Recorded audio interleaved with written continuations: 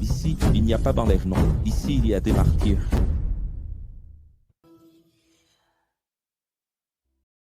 Université ECS, 72 cours, 45e leçon. Aujourd'hui, Yohanan Aleph de Guimel, en commençant par Aleph. Nous avons déjà vu le chapitre 1. Passons au chapitre 2. Non. Petits élèves. Qui est la même chose que mes petits-enfants, vous savez, l'Église est une grande famille spirituelle. Je vous écris cet enseignement, afin que vous progressiez en cherchant à ne plus commettre d'erreurs. Et pour ces petites fautes que nous commettons encore, nous savons que nous avons Jésus, le Christ, comme propitiation pour nos fautes. Et pour celles du monde entier. L'un des cours que nous aurons encore dans cette université, que nous avons déjà eu dans la première université, c'est Chata, péché avant. Le péché dans la Bible comporte 3 niveaux, Chata, péché avant. Cela n'existe pas, le professeur ici est en train d'inventer. Votre Bible parle de concupiscence, d'iniquité et de transgression. Et vous pensez que c'est la même chose, mais ce sont des mots différents et des niveaux différents de péché. Luxure, concupiscence, iniquité, transgression. C'est pour cela qu'il dit Paul, ici Jean va dire plusieurs fois, il y a des péchés qui mènent à la mort. Nous allons voir cela, à partir de maintenant. Après la croix, nous avons le pardon de nos fautes, à condition d'être loyaux envers la vérité. Jésus est mort pour nous et tout est pardonné, c'est ça, à condition d'être loyaux envers la vérité. Regardez que Pierre a aussi dit cela. Pierre a dit, nous devons avancer, continuer pour affermir notre élection. Nous sommes déjà élus, nous sommes sauvés, c'est ça. Vous savez, cela a tellement bouleversé l'esprit des gens que j'ai vu des témoignages, des commentaires de personnes après le cours, disant, professeur, je jurais que j'étais déjà sauvé dans le royaume. Cela engendre de l'inertie, cela engendre de l'apathie, cela engendre l'auto-illusion. Penser qu'on est déjà sauvé, qu'on a trouvé la vérité, qu'on a trouvé la philosophie ECS, qu'on a compris cela, voilà l'air qui m'a amené ici, c'est bon, c'est fini pour moi. Erreur de ta part, il faut consolider l'élection. Beaucoup disent croire en Jésus, être chrétien, mais leurs attitudes révèlent qu'ils ne suivent pas la vérité. Donc, tu peux dire que tu suis, mais ce ne sont pas. Les paroles qui comptent, ce sont les actions. Les vrais chrétiens vivent comme Jésus a vécu, marchent comme Jésus a marché. C'est ça, être chrétien. Premier épître de Jean, chapitre 2, versets 5 à 6. Être chrétien, c'est être comme Jésus, faire ce que Jésus ferait. Aucun enseignement ne peut être une nouvelle Bible, un nouveau commandement, en dehors de ce que Jésus a laissé. L'amour. Aimer, c'est être dans la lumière, mais haïr ici. Haïr ne veut pas forcément dire éprouver de la haine envers quelqu'un, parce que tu sais que, généralement, les gens ont de l'ego et ne l'admettent pas, n'est-ce pas? Je n'ai de haine envers personne. Menteur. Ici, il ne s'agit pas toujours de la haine, au sens où tu l'entends, c'est-à-dire la colère. La haine, c'est tout simplement ne pas réussir à pardonner. La haine, c'est tout simplement ne pas aimer. L'autre jour, j'ai discuté avec quelqu'un et cette personne m'a dit « Professeur, mais je ne fais de mal à personne, c'est déjà beaucoup. » J'ai répondu « Ce n'est rien, c'est ton devoir. » Regarde ce que les gens pensent, ils se disent « Parce que je ne fais pas de mal, c'est déjà énorme. » Juste parce que tu ne fais pas le mal. Les gens pensent vraiment comme ça. C'est ton devoir de ne pas faire le mal. Ceux qui s'aiment dans l'unité sont dans la lumière, mais celui qui ne vit pas dans l'unité est sans vision, dans les ténèbres. Petits élèves, vos fautes ont été payées par Jésus. Il n'y a plus de dette. Il fallait bien conclure ainsi, non? Parce que si Jacques a parlé ainsi, si Paul a parlé ainsi, si Pierre a parlé ainsi, Jean doit parler ainsi, c'est le même enseignement. C'est drôle, non? Professeur, je vous écris parce que vous connaissez la vérité. Jeune, je vous écris parce que vous avez assez de force pour vaincre le mal, c'est-à-dire assez pour vaincre le mal du monde, le mal des autres et surtout le mal en vous-même. N'aimez pas le monde, ni ce qui s'y trouve. Si quelqu'un aime le monde plus que le Créateur, l'amour du Créateur ne sera pas en vous. Alors, quand sommes-nous en Dieu et Dieu en nous? Et l'amour de Dieu en nous? Comment pouvons-nous être certains que Dieu nous aime vraiment? Quand nous aimons les choses de Dieu plus que les choses du monde. Et quand je parle du monde, je fais référence à la cupidité, à l'avidité, au matérialisme et à l'ostentation inutile. Tu vois, tu comprends? Donc, il faut donner la priorité aux choses de Dieu. Et si tu regardes cela est dit, professeur, c'est magnifique, mais concrètement, qu'est-ce que cela signifie aujourd'hui? Oh, oh. Regardez, combien de planning j'ai. Demandez aux gens, pourquoi ne venez-vous pas à la rencontre qui va avoir lieu maintenant à Sao Paulo, à Curitiba, à Porto Alegre ou à Fortaleza? Devinez pourquoi les gens n'y vont pas. Parce qu'il n'y a pas de plaisir à cela, être avec les gens du Brésil qui ont compris la vérité d'autres pays. Il n'y a pas tant de plaisir que ça. Pourquoi? Faut-il être avec ces personnes? Je ne comprends pas. Pour moi, ce qui est bien, c'est d'être avec ma famille, les miens. Et ce n'est même pas toute ma famille, c'est la partie de la famille qui est d'accord avec moi.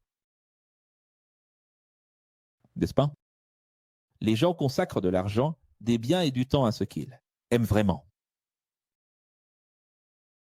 Toute matière passera, mais celui qui aimera le Créateur plus que la création sera.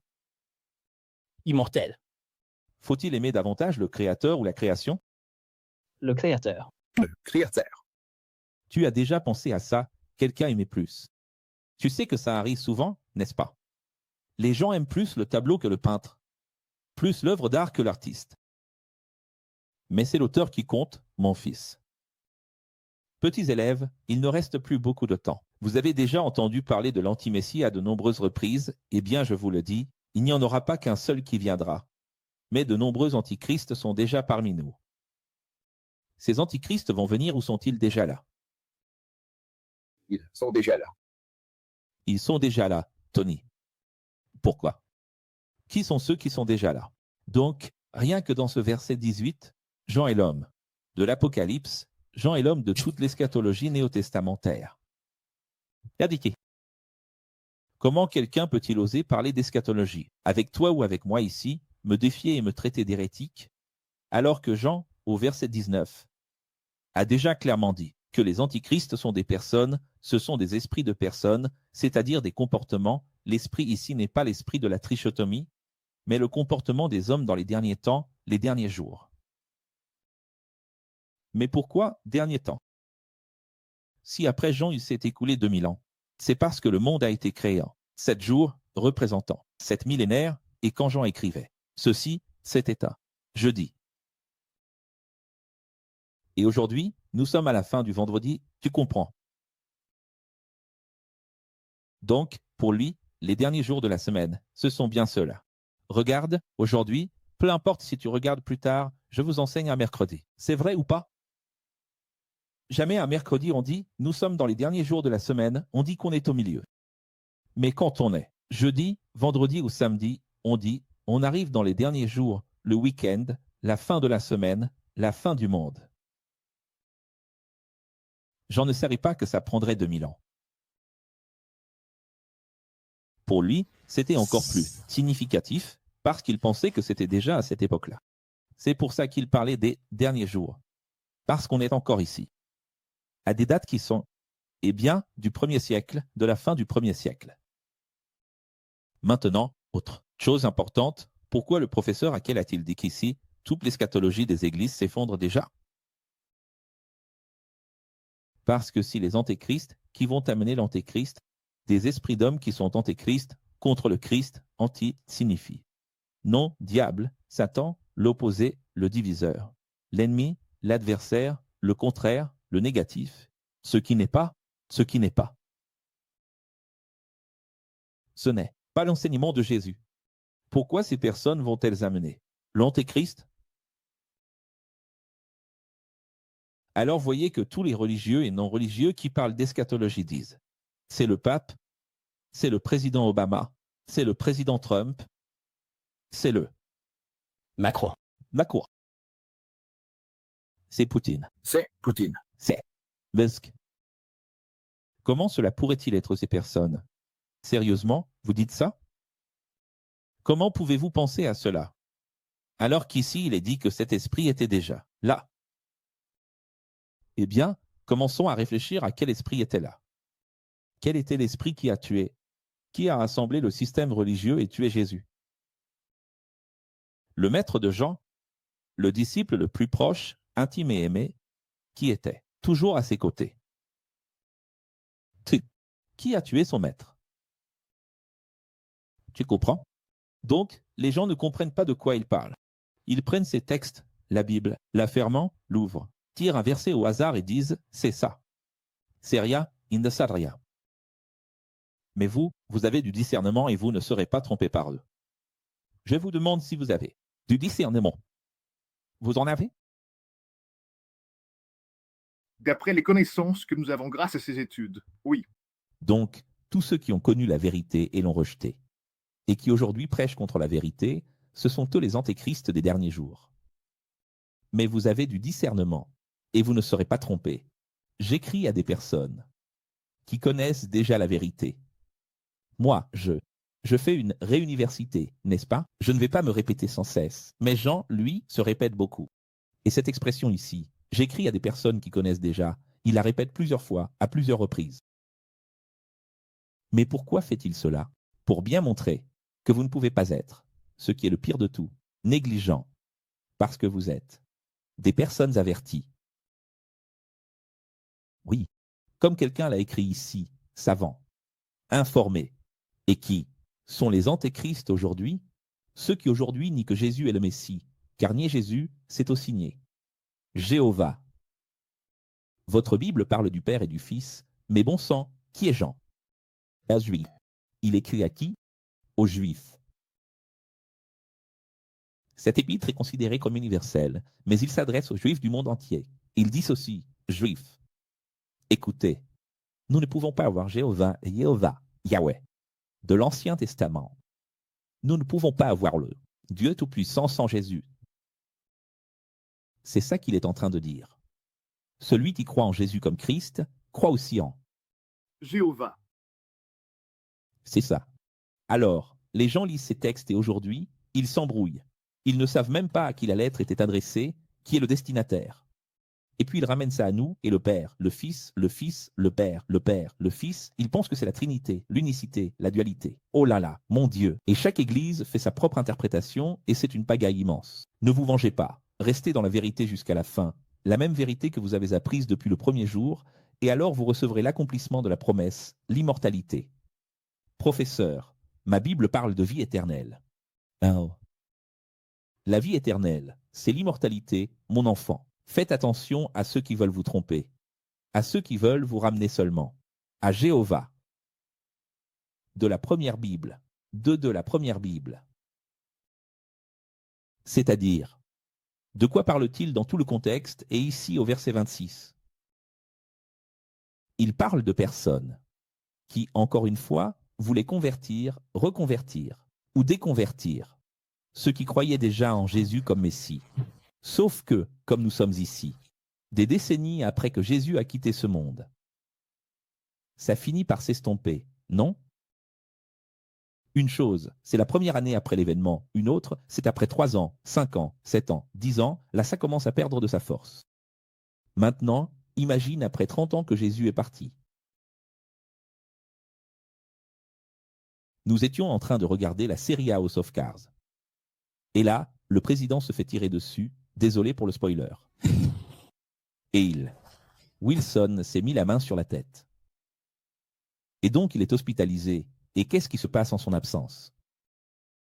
C'est une pagaille immense. Si le professeur a qu'elle mourrait aujourd'hui, vous savez le bazar que ça provoquerait. Non, professeur, tranquille, tranquille, on s'unirait, nous connaissons la vérité. Tu sais bien que non. Je me suis déjà absenté quelques jours, et qu'est-ce qui s'est passé? Ouais. Ce n'est pas ce qu'il a dit. Non, il n'a jamais parlé comme ça. Il a dit comme ça. Non, il n'a pas dit comme ça. Il a dit comme ça. Non, il n'a pas dit ça. Il ne ferait jamais ça. C'est exactement ce qu'il ferait. Et ça commence avec ce fichu, mais... Et c'est là que le diable s'en mêle. Alors imagine, 30 ans après que Jésus ait quitté la terre. C'était le bazar, non? Qu'est-ce que ces chefs ont fait? Arrêtons avec cette histoire de croire en Jésus comme Messie. Il est un roi spirituel, un prophète, un grand homme de Dieu. Tu sais que le Coran tient Jésus en très, très haute estime. mais c'est juste un prophète. Tu comprends? Tu sais que les Juifs considèrent aussi Jésus comme un grand homme éclairé. Et c'est tout. Tu sais que les évangéliques voient Jésus comme le Fils de Dieu, mais inférieur au Père. Parce que le Père est plus grand. Il précise en disant que Jésus est la seconde personne de la Trinité, il n'est pas si grand que ça. Il est grand, mais il est le Fils. Si tu regardes bien, toutes les religions dévalorisent Jésus. C'est rare de trouver quelqu'un qui dise « Jésus est Dieu, il est. Tout, il est Jéhovah. Il est l'Esprit, il est tout, il est. Les anges, il est la vie, il est le bien, il est. Le mal, il est tout. » C'est difficile à trouver. La plupart le discréditent et le rabaissent. Alors quelqu'un va penser comme ça, cette lettre ici. J'ai compris, professeur, cette lettre ici, tu veux savoir. C'est pour les Juifs, ce n'est pas pour moi. C'est pour toute personne qui diminue Jésus. Et il y a encore quelqu'un qui arrive sur ce chat tous les jours et dit « Vous êtes chrétien ?» Ce professeur à quel? Suis-il Jésus? C'est moi qui te demande si tu suis Jésus. Parce qu'il est rare de trouver une dénomination qui suit vraiment Jésus. Même si c'est écrit là-bas, Jésus est le Seigneur. Vous avez du discernement. Et discerner, c'est comme l'huile qui vous awa. Pour reconnaître loin. Que signifie Messie? C'est pour cela qu'il parle d'huile. Alors je sais que vous irez jusqu'au bout en croyant que Jésus est le véritable. Point. Qu'est-ce qu'il veut dire au verset 27? En lisant ta Bible, tu vas t'arrêter. Oui, il parle d'huile. Mais ce n'est pas ça. Il parle du sens étymologique du mot Machaya. Machia, Masaya. Cela veut dire oint, séparé, élu, saint de Dieu, le juste de Dieu.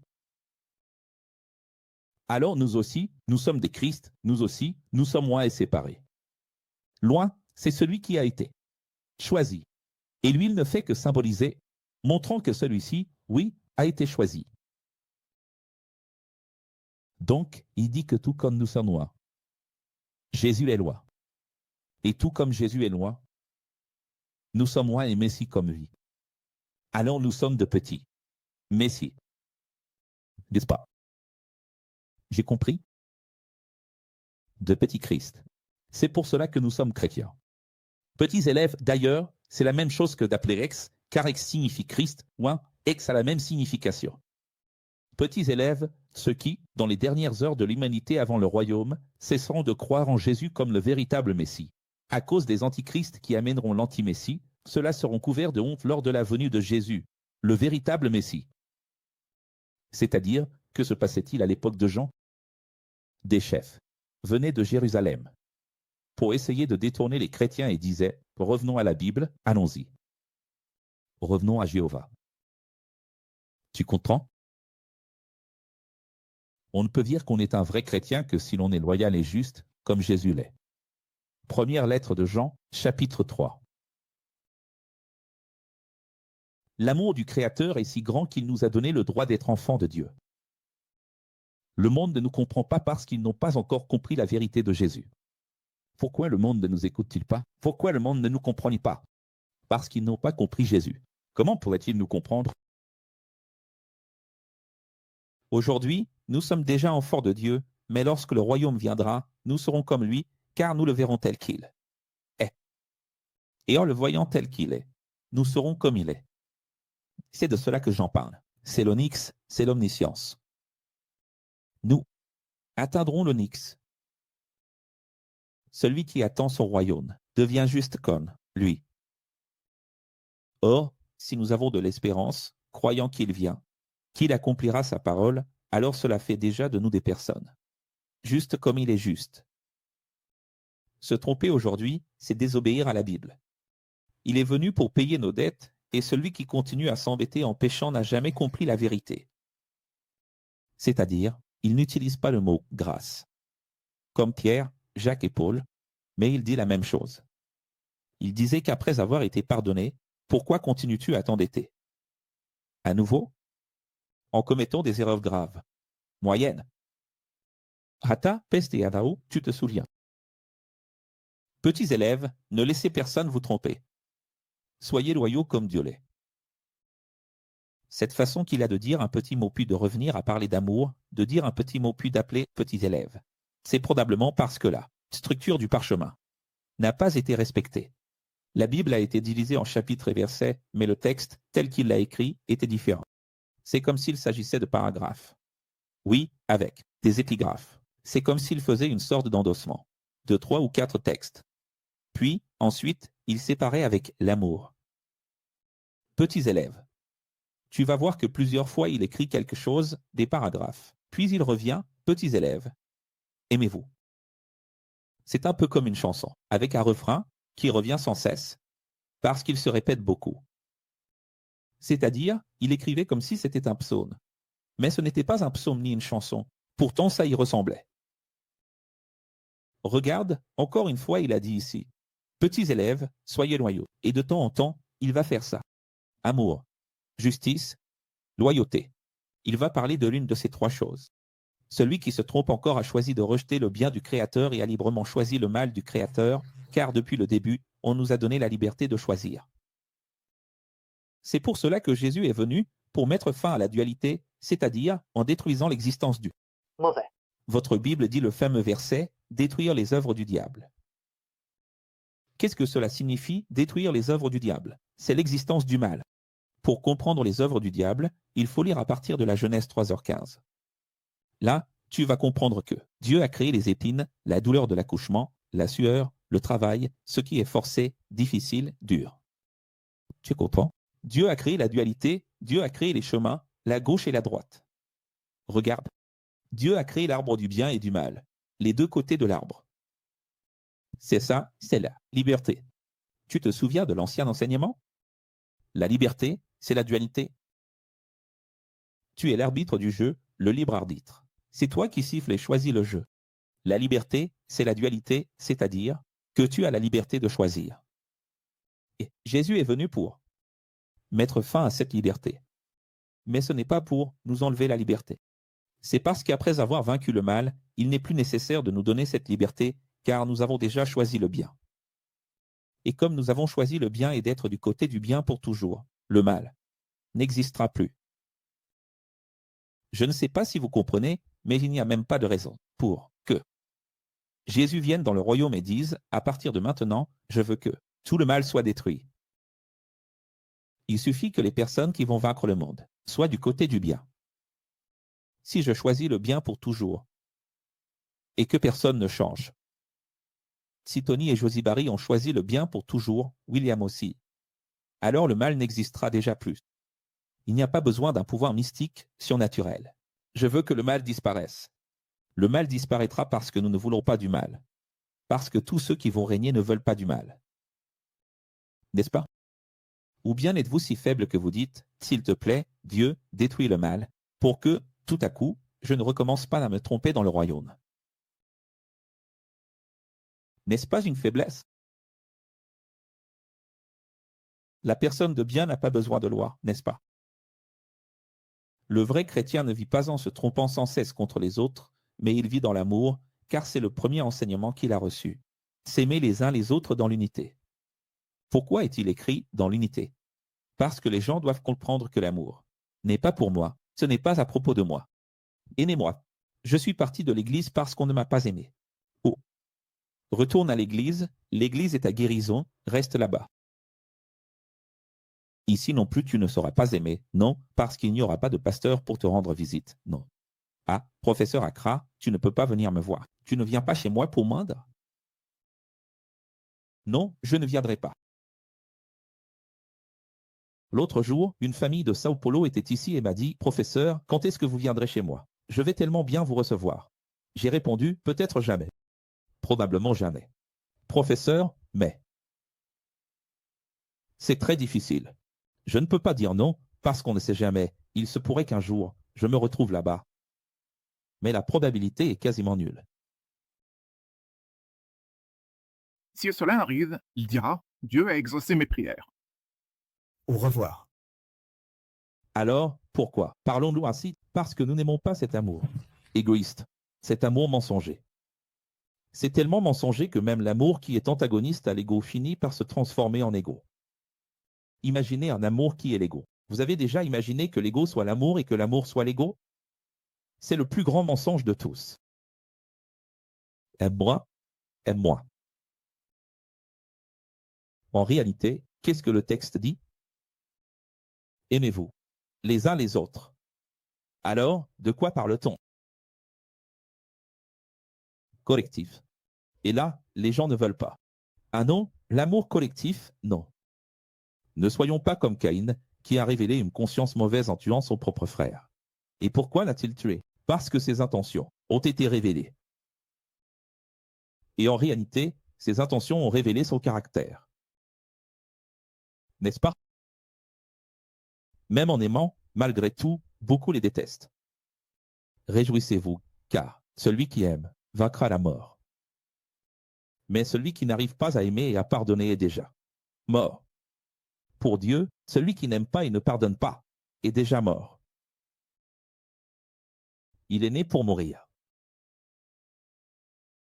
Celui qui est son frère est un meurtrier. Et vous savez qu'aucun meurtrier ne sera immortel. Donc, c'est juste, c'est un enseignement de Jésus, n'est-ce pas? Et Jean transmet l'enseignement de Jésus.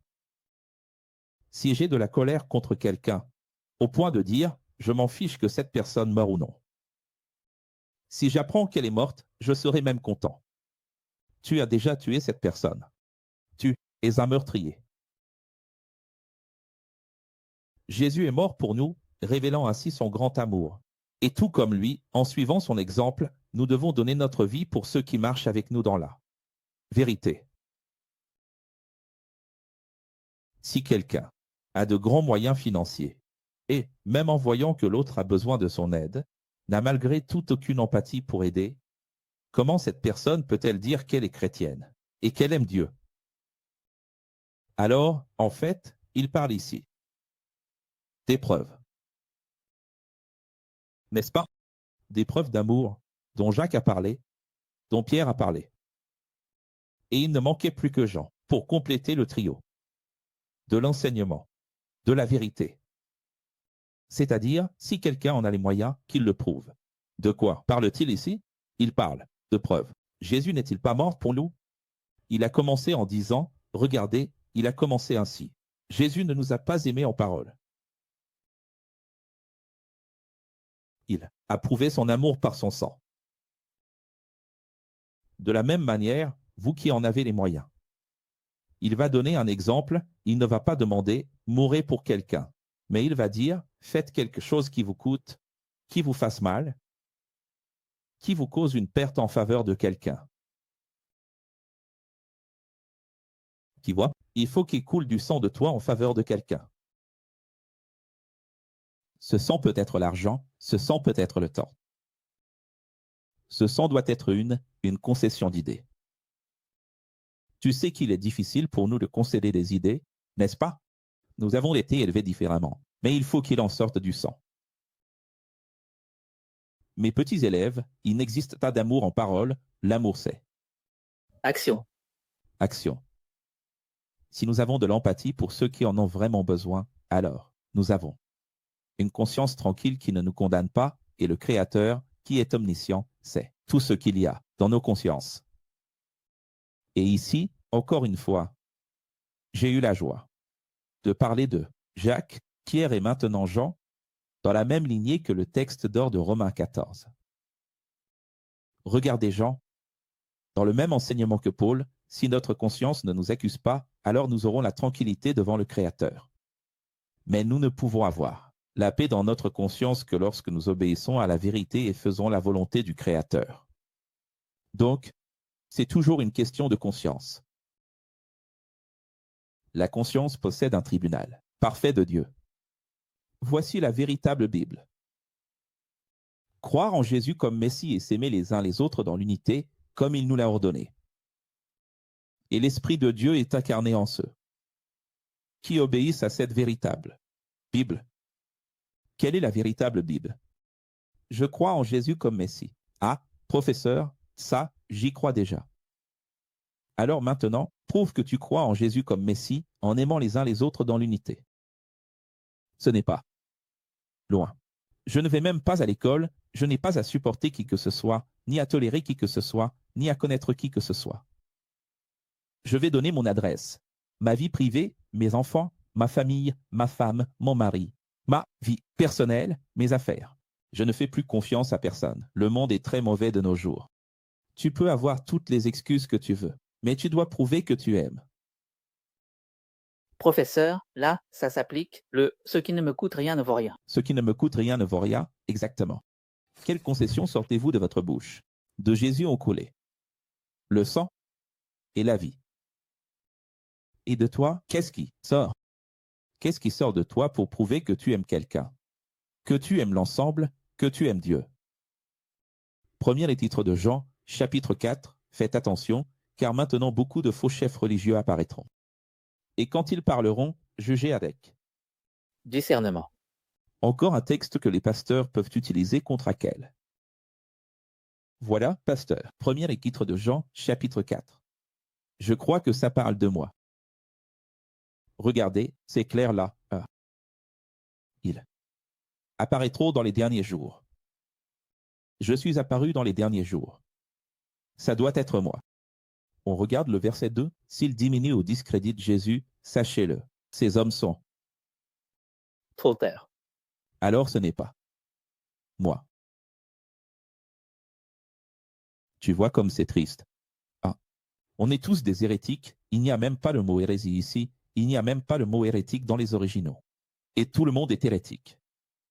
Ils sont tombés dans le piège de l'Église catholique qui brûlait des gens sur le bûcher, qui brûlait des livres sur le bûcher. Si cette loi existait encore aujourd'hui, on serait déjà sur le bûcher. C'est ça, l'esprit de l'anti-messie, dire que le vrai Messie doit encore venir. En réalité, je dis que l'esprit de celui qui sera l'anti-messie est déjà parmi nous. Autrement dit, quel est l'esprit de l'anti-messie de ceux qui rabaissent et discréditent Jésus? Si les églises, les dénominations et les religions discréditent Jésus, rabaissent Jésus. Et tu prends encore plaisir à être témoin de Jéhovah. Les Mormons disent que c'est du trithéisme, Dieu le Père, Dieu le Fils, le Saint-Esprit, ce n'est qu'un Dieu, l'un des trois dieux. Les témoins de Jéhovah disent que Jésus est inférieur à Dieu, bien inférieur à Dieu. C'est compliqué, non? Mes élèves, celui qui est en vous est plus grand que celui qui viendra encore pour tromper. Alors, nous croyons à la droite incarnée, le côté droit de Dieu, Jésus, celui qui vient est le gauche, et le gauche est inférieur au droit. Ces chefs religieux sont du monde, pas du royaume, et comme ils sont du monde, le monde les écoute. Autrement dit, ne t'inquiète pas s'ils attirent des foules, s'ils arrivent à remplir des églises. C'est parce que ces personnes qui s'identifient à eux sont du monde. Qu'est-ce que cela signifie, être du monde? Ils ne sont pas du royaume, ce n'est pas le monde au sens mondain, non, c'est dans le sens. Ils ne sont pas du royaume. Ils n'iront pas dans le royaume, c'est pour ça qu'ils n'écoutent pas les choses de Jésus. Et ceux qui sont du royaume, la vérité de Jésus, et ceux qui sont du royaume immatériel, nous, écoutent. Il parle d'identification dans les versets 5 et 6. Alors, de façon duale, il y a là les deux esprits, regarde comme c'est beau. L'esprit de vérité, l'esprit de Tromperie. Votre Bible dit de l'erreur. Peu importe, juste ou faux, tromperie, vérité, mensonge.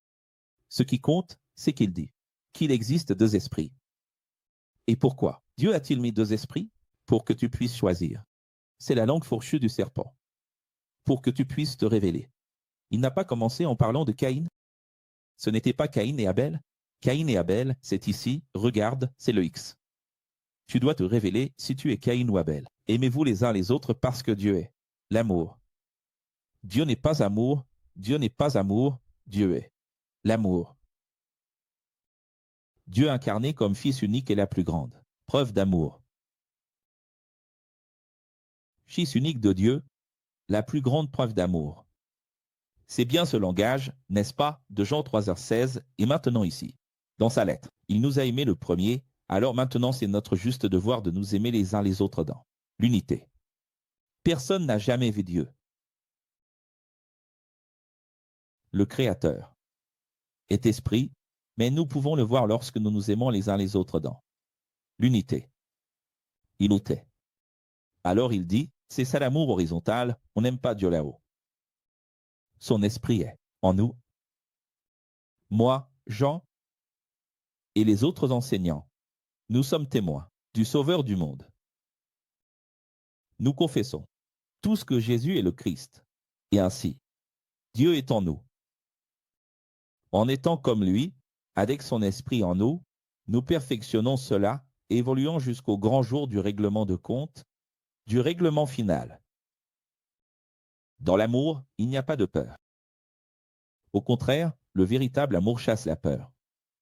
Car peur et culpabilité vont de pair. Celui qui a peur et se sent coupable ne connaît pas le véritable amour. Donc, si tu dis que tu connais Dieu et l'amour de Dieu, mais que tu vis rempli de culpabilité et de peur, tu ne connais pas l'amour de Dieu. Dans mon église, professeur, là dans mon église, je ressens l'amour de Dieu. Là-bas, il y a beaucoup d'amour de Dieu, c'est différent de ce que vous dites ici.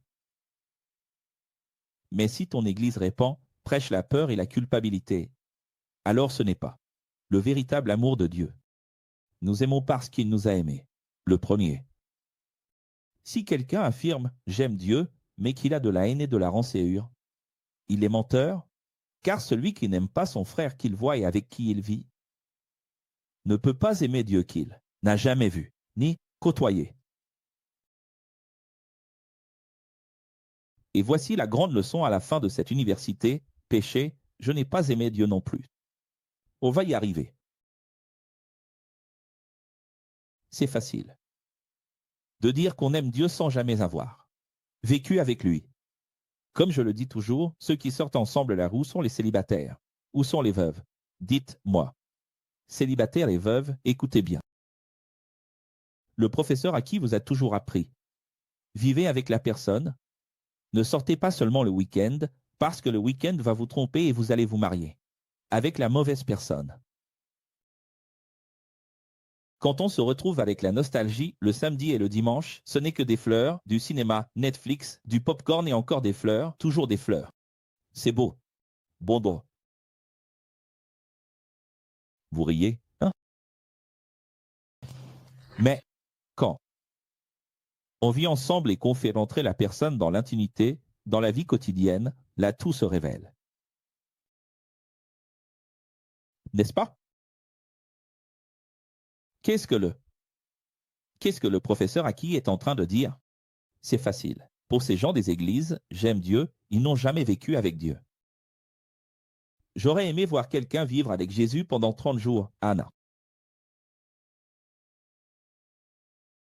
Là, il se serait vexé avec Jésus, Jésus exige trop. Il critique le système, mais lui-même est un autre système. Il passe son temps à me demander des comptes, que je dois évoluer, que je dois évoluer, que je dois évoluer. Je pensais que Jésus était amour. Mais maintenant que je vis avec Jésus, il ne fait que réclamer. N'est-ce pas? C'est pour ça que je dis toujours. L'involué.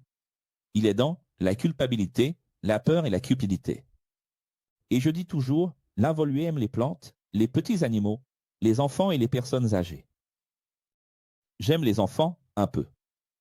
J'aime beaucoup les personnes âgées. J'aime énormément les plantes. Tu aimes encore plus, énormément. Mais celui qui est involué, il n'aime que ça. Pourquoi? Parce que celui qui est involué n'arrive pas à être ami avec quelqu'un entre 12 et 50 ans ou 12 et 60, parce que c'est la période de la vie humaine où l'on blesse le plus, où l'on a le plus d'opinions. Alors on aime les enfants parce qu'on domine les enfants. On aime les personnes âgées parce qu'on a de la peine, de la compassion pour elles. Certains, il y a des gens qui n'ont même pas de compassion pour les personnes âgées, n'est-ce pas? Alors on aime les plantes parce que les plantes ne parlent pas. Et on aime les petits animaux parce que ne se plaignent pas. Fais attention, d'accord? Ceci est la véritable Bible. Celui qui aime Dieu, aime, à travers son Prochain. Il faut aimer à travers le prochain. Premier épître de Jean, chapitre 5. Dernier chapitre de la première épître. L'être, un juif ne peut pas dire qu'il aime Jéhovah s'il n'aime pas Jésus. Alors, à qui s'adresse-t-il? Aux dirigeants de Jérusalem, au peuple juif dispersé dans le monde.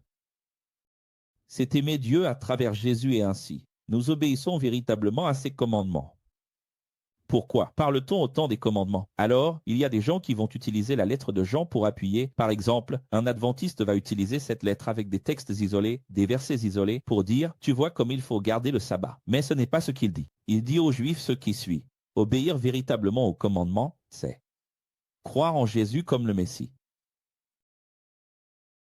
Parce qu'obéir à ses commandements, c'est en réalité aimer. Et si les commandements sont lourds, alors il n'y a pas d'amour pour Dieu, ni pour les frères. Donc il s'oppose aux commandements lourds. Quels sont ces commandements? Ceux de la première Bible. Nous vaincrons le monde par notre foi, mais qui est-ce qui va le monde? Seuls ceux qui croient en Jésus comme le Christ. C'est-à-dire, qu'est-ce qu'il veut dire? Il dit ceci, ça ne sert à rien d'être religieux. Si tu ne crois pas en Jésus comme Messie, si tu es religieux, que tu as connu Jésus mais que tu ne crois pas en lui comme Messie, que tu ne crois pas en ses promesses, en son royaume, à sa manière, comme il l'a enseigné, tu quitteras ce monde. En n'existant pas. Tu as perdu l'opportunité de la vie éternelle. Jésus, le Christ incarné avec l'eau et le sang. Maintenant, il y a une signature en delta. Il existe 3 témoins delta, l'esprit, l'eau et le sang. Et les 3 sont unis. Ce texte que tu n'as peut-être jamais compris de ta vie, maintenant tu vas le comprendre. Ça ne sert à rien que des chefs religieux essaient de prouver que Jésus n'est pas le Messie, car nous n'acceptons que les preuves que Dieu nous a données.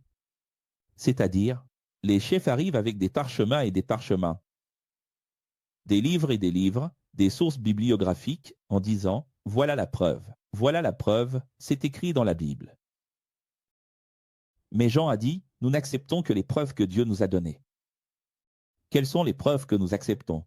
Est-ce un texte du Devarim, du Deutéronome, de l'Exode, du Lévitique ou un texte d'Isaïe? Non. C'est l'eau, le sang et l'esprit. Qu'est-ce qu'il essaie de dire?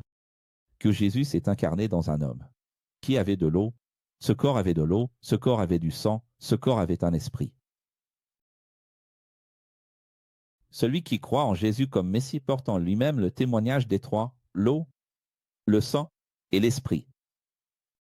L'eau, le sang et l'esprit incarnés en Jésus qui nous a donné la vie éternelle, l'immortalité. Seul celui qui a Jésus a la vie. Nous croyons en Jésus, le Christ, le Créateur étant omniscient. N'exauce nos demandes que lorsqu'elles sont conformes à sa volonté souveraine.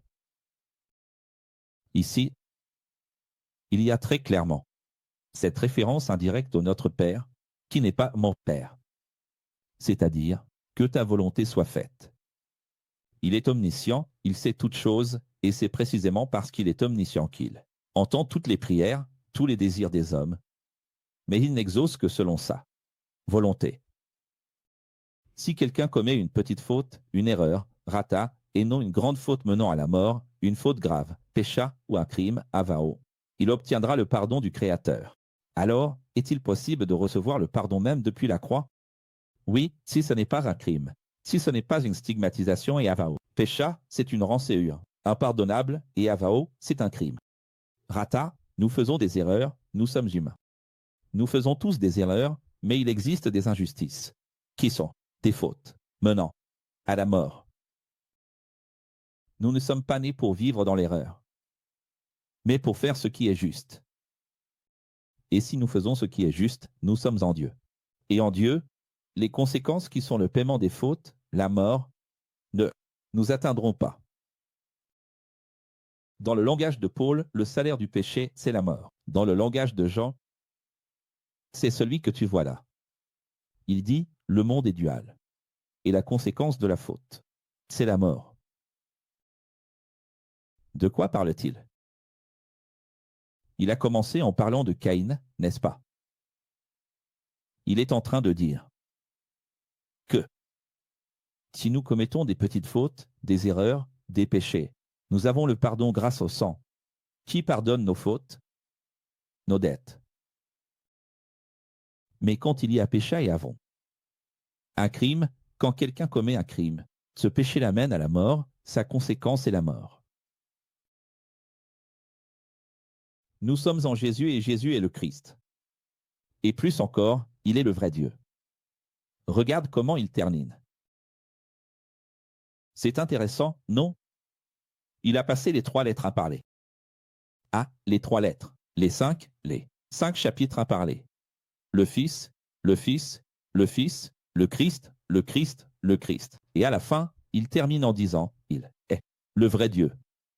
Alors, les petits élèves n'aimaient pas le monde matériel, plus que le Créateur, immatériel. Prioriser la spiritualité. On passe à la 2e épître de Jean. Allons-y. Il n'y a qu'un seul chapitre. Edeta. Jean, déjà âgé, entre les années 80 et 90, était le maître de l'école d'Éphèse. La date la plus probable de la rédaction de cette 2e lettre se situe entre 85 et 90 après Jésus-Christ. Imagine, c'est presque l'Apocalypse, non? Là, même le micro était déjà passé. Apocalypse. Moi, Jean, maître de l'école à Éphèse, à la responsable de l'école et à ses enfants, que j'aime dans la vérité, tout comme j'aime tous ceux qui connaissent la vérité. Donc, ta Bible ne va pas dire la dame. Tu te souviens? Quel mot dira votre Bible? Babé. Avec la façon dont ça a été traduit, tu ne vas pas comprendre, n'est-ce pas? Mais ici, on précise bien « j'aime la dame » et ses enfants parce que la vérité demeure en vous et sera éternellement en vous. La grâce, l'amour et la paix du Créateur et du Seigneur Jésus-Christ seront toujours avec nous. En rencontrant certains de vos enfants, j'ai été très heureux car ils marchent dans la vérité. Vous savez que le commandement le plus ancien de la Bible, c'est d'aimer. Aimer, c'est obéir au commandement du Créateur. Celui qui marche dans l'amour obéit déjà à toute la Bible. Bien sûr, il y a beaucoup de trompeurs dans le monde. Ce sont des Juifs qui ne confessent pas Jésus Christo comme le véritable Messie et Créateur incarné. Ces Juifs qui acceptent Yahweh, Yahou, Jéhovah. Ces Juifs qui acceptent Jéhovah, mais ne croient pas en Yeshua, Jésus, tous ceux-là appartiennent aux trompeurs, à l'antimachia. Alors, qu'est-ce que l'antimachia? Selon la vision de Yohanan, c'est pour éviter que les gens répètent partout Antichrist, Antichrist, Antichrist, 6, 6, 6, sans rien comprendre. C'est l'esprit qui a tué Jésus. C'est rejeter qu'il soit l'accomplissement des prophètes. C'est ne pas accepter qu'il est le roi promis par tous les psaumes, par tous les prophètes et par la propre loi de Moïse. Le rejeter comme Messie. C'est être anti-Machia, tu comprends? C'est pour ne pas répéter, pour que tu vois la confusion qu'il crée partout. Je vous demande de faire attention aux Juifs qui cherchent à tromper les gens au sujet de Jésus Christo. Alors, méfiez-vous de ces chefs spirituels, de ces chefs religieux, qui essaient de tromper les gens à propos de Jésus. Celui qui ne demeure pas dans la vérité, qui est Jésus, n'a pas le Créateur, car pour avoir le Créateur, il faut avoir le Créateur, fait, Fils. Comment fait-on pour avoir le Père? En acceptant le Fils. Est-il possible d'avoir le Père sans le Fils? Alors, là tu comprends ce qu'est l'antimachia.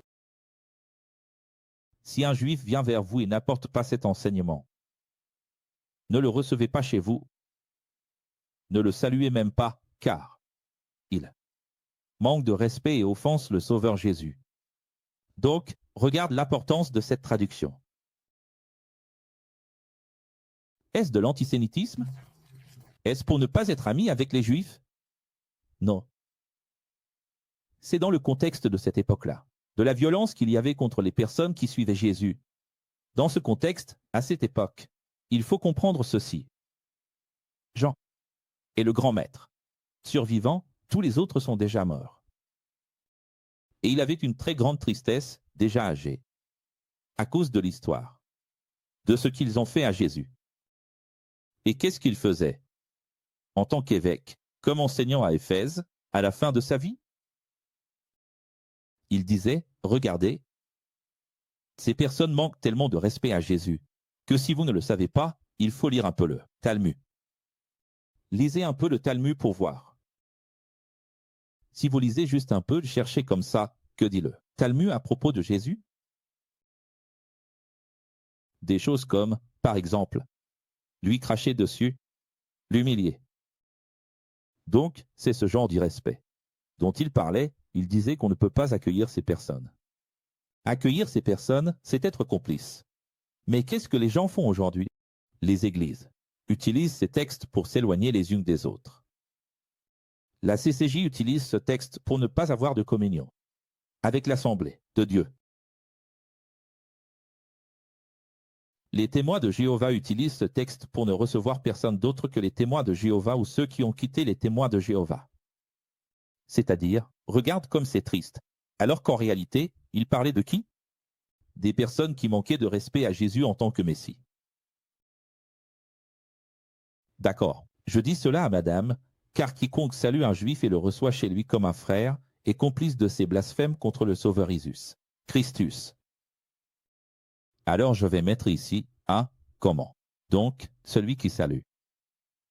Celui qui se moque de Jésus, le Christ. Parce que tel que c'est écrit ici, juif, vous savez, non. Les gens vont penser quoi? Surtout à l'époque où nous vivons. Avec tout ce qui a changé, vous savez. Donc, ici, regardez. Je vais vous le remettre et nous allons relire. Je dis cela à madame. Car quiconque salue celui qui se moque de Jésus le Christ et le reçoit chez lui comme un frère est complice de ses blasphèmes contre le Sauveur Isus Christus. Parce que ce n'est pas forcément le juif aujourd'hui. Parfois c'est le juif, parfois c'est le musulman, parfois c'est même le chrétien lui-même. Comme dans le cas des témoins de Jéhovah, par exemple, où Jésus est tellement rabaissé par eux. N'est-ce pas? Je voulais enseigner bien plus dans cette lettre, mais ce n'est pas mon intention de le faire avec du papier, du parchemin et de l'encre. Je veux que vous compreniez ceci. Quand j'ai parlé des témoins de Jéhovah, des musulmans, quelqu'un va dire, alors, professeur, aujourd'hui, il ne faut pas recevoir ces personnes chez nous, ni même les saluer. Ce n'est pas ça.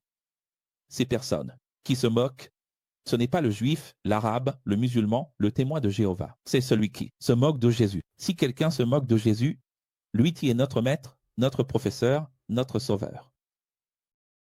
Il s'est moqué? Comment peux-tu avoir le courage d'inviter dans ton entourage, dans ta communion, chez toi, des personnes pour manger avec toi qui se moquent de Jésus? Dites-moi. C'est de cela qu'il parle, il veille à ce respect.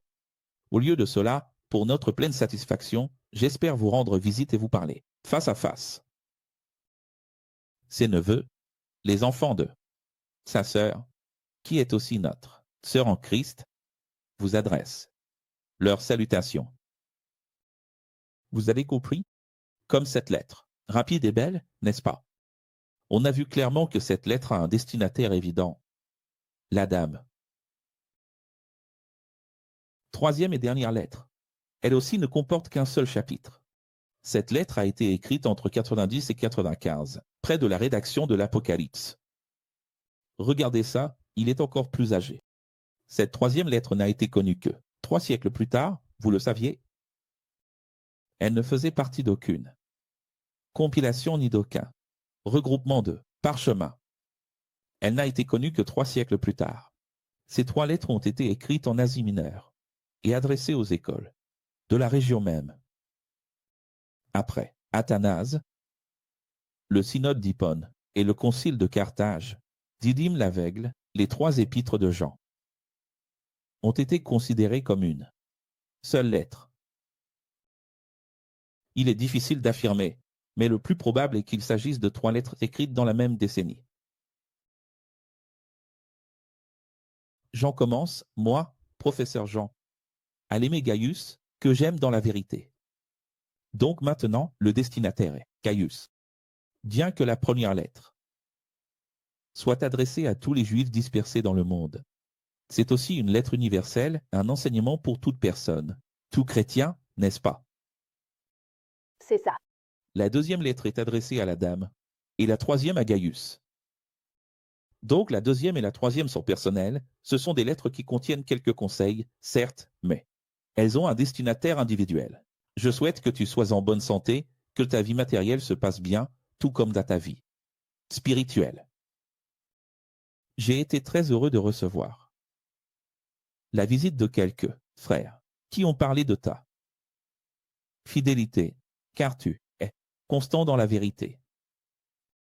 Je n'ai pas de plus grande joie que d'entendre que mes élèves, les enfants que j'ai engendrés dans la vérité. Qui étaient ces élèves pour lui? Les enfants que j'ai engendrés sont en fait sur le chemin de Vérité.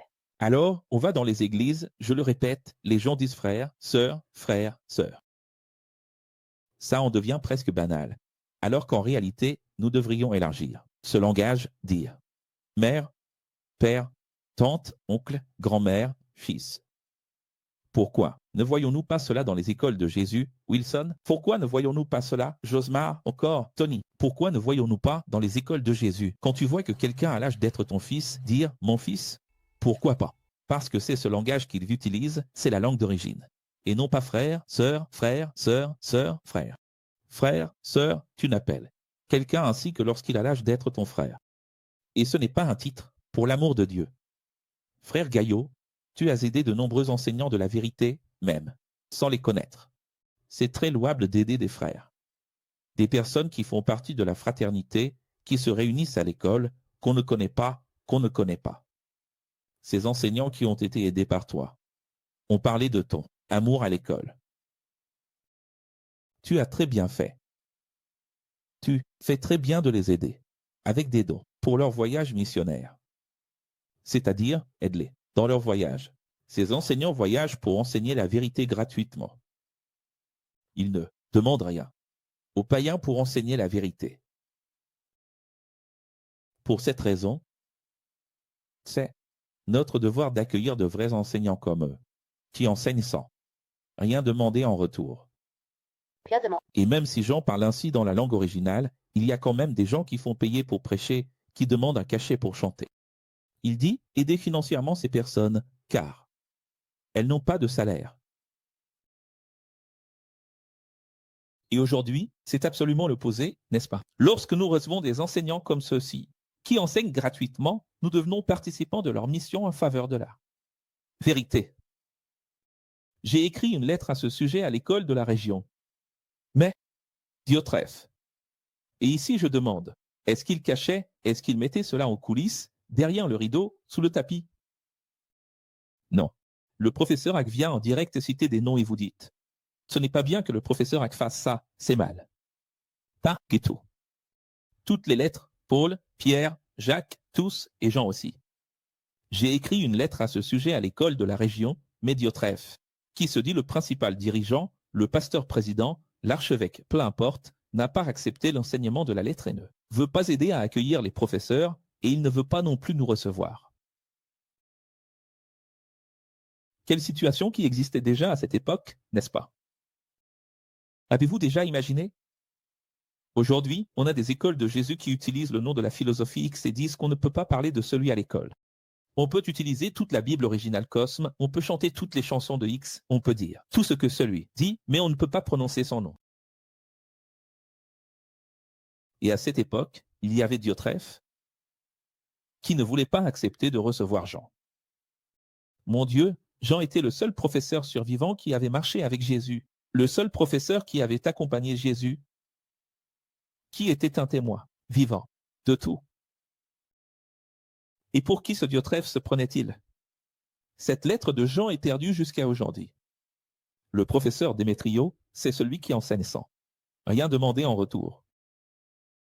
Donc, ici, nous avons une dualité. Démétrio et Diotrephe. Dédé, n'est-ce pas? Dieu et diable. Voilà l'illuminé, là, regarde. Regarde. Quand j'irai, je lui ferai remarquer le mal qu'il est en train de faire. Il va y avoir une pastorale, non? Ah, il va y avoir une pastorale, regarde ça. Il a utilisé des paroles méchantes contre moi et contre Démétrio. Mais pire encore, non seulement il ne nous accueille pas, non seulement il ne reçoit pas les enseignants de la vérité, moi, Jean, et Démétrio, mais il empêche aussi ceux qui veulent les recevoir. Et il les expulse même des réunions de l'école.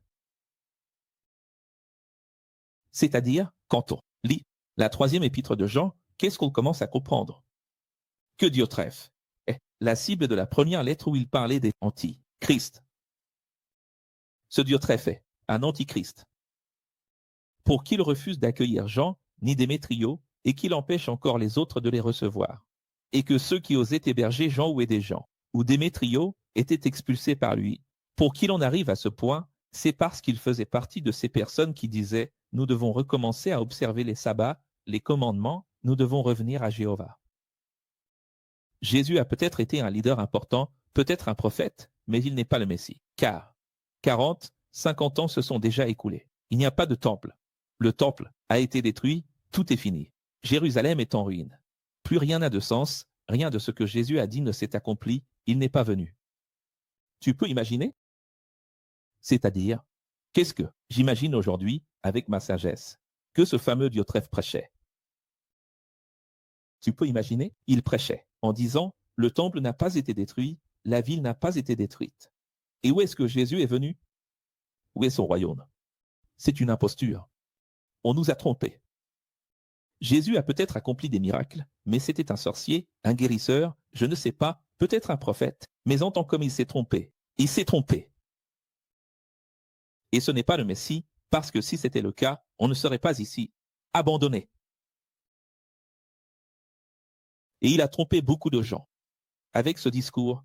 Parce que tu sais, 50 ans après Jésus, où est Jésus? Tout a été détruit, n'est-ce pas? Le temple, Jérusalem, c'est-à-dire ce genre de prêche fonctionnait. Et c'est pour ça que Jean écrit ses lettres en 80, 85, 90, 95 après Jésus-Christ pour dire ceci, l'antéchrist est là. Qu'est-ce que l'antéchrist? Cet esprit de contradiction. Et les gens ne comprennent rien à tout ça. De nos jours, à notre époque, Tony, qui sont les antéchrists? Ceux qui recommencent à dire, tu dois obéir à la Bible, tu dois recommencer à te faire baptiser, tu dois faire ceci, faire cela, tu dois donner la dîme, tu dois avoir un temple, tu dois avoir un sacerdoce, tu dois. PA. Il y a l'onction, il y a l'eau. Ces personnes endettent à nouveau les autres. Et ils donnent un micro à celui-là pour enseigner. Je doute qu'une église. Alors, où sont les Diotrephes? Ils ne vont pas nous donner le micro pour enseigner, ils vont nous expulser. Et Jean aggrave encore les choses, il dit, il a excommunié ceux qui veulent t'aider. Il dit, Gaius, suis l'exemple du professeur Démétrius, et jamais celui du faux leader Diotrephe. Autrement dit, c'est clair ou ce n'est pas clair? Je veux vous rappeler une chose. Rappelez-vous que Paul parlait des faux prophètes, des faux maîtres à Timothée, à Tite, et qu'aujourd'hui ils utilisent ces textes contre celui-là. Par exemple. Et souvenez-vous qu'ensuite, plus tard, Paul disait Alexandre, le forgeron. N'est-ce pas? C'est-à-dire, il montre ce que c'était, ce qui se passait et Ensuite, il montre qui c'était. Si tu observes, si tu regardes la lettre comme ça, tu te demandes qui sont ces faux maîtres?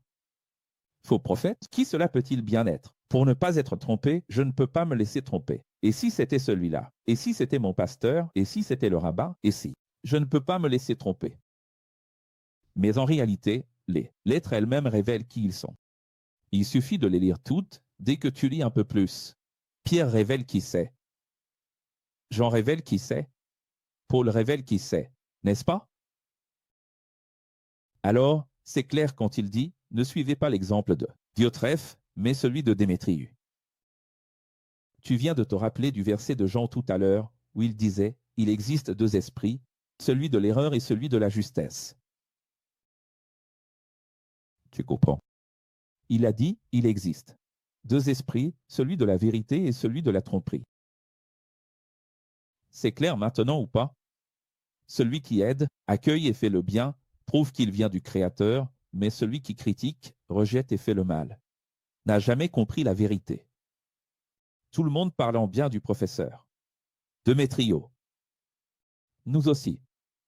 Même la vérité témoigne en sa faveur. C'est-à-dire, qu'est-ce qu'il est en train de faire? Il est en train de dire ceci.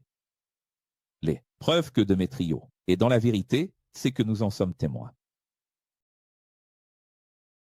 Les élèves en sont témoins. Et même la vérité elle-même, la cohérence de ce qu'il dit, en est témoin. J'aimerais écrire davantage, mais je ne souhaite pas le faire avec plume et encre, car j'espère vous voir bientôt face à face. Je veux discuter avec vous en face à face. Que la paix soit avec toi. Toi, qui est le destinataire de la troisième lettre? Gaius. Les amis d'ici t'envoient leurs salutations. Salut les amis de là-bas. Un par un. Et nous concluons. Cours 46, nous passons à la petite lettre de Jude, mais qui est bien difficile. Il y a certains textes qui sont vraiment déformés par le système. Et ensuite, nous allons recommencer notre voyage éschatologique dans l'Apocalypse. Et là, oui, nous irons à la Genèse. Pour faire l'inverse. Après avoir compris le nouveau, nous pouvons comprendre l'ancien. Parce que l'ancien est déjà mort, n'est-ce pas? Maintenant, il est déjà mort, n'est-ce pas? Après tout cela. Alors, allez-vous suivre l'exemple de l'esprit de droiture de Démétrius ou l'esprit de tromperie de Diotrephe? Au revoir, tout le monde. Ici, il n'y a pas d'enlèvement. Ici, il y a des martyrs.